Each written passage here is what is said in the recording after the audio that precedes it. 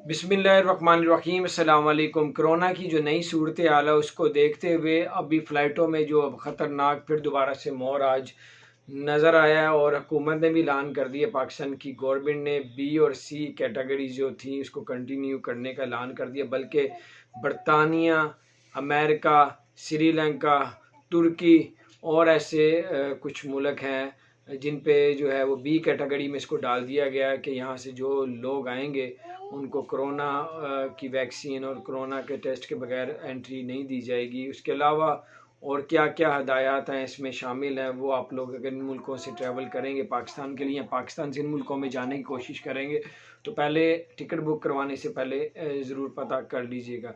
और जो सी कैटेगरी में 15 मुल्कों में पाकिस्तान ने बैन लगा दी है। 15 मुल्क ऐसे हैं दुनिया के जो है उसमें 15 मुल्कों में अगर जो है वो पाकिस्तान बिल्कुल नहीं आ सकेंगे, क्योंकि ये अभी की थोड़ी देर पहले की न्यूज़ है जिसमें से 6 से 7 कंट्रीज़ जो हैं वो अफ्रीका की हैं और उसके अलावा जो 8 कंट्रीज़ हैं वो मुख्तलिफ पूरी दुनिया में हैं वो।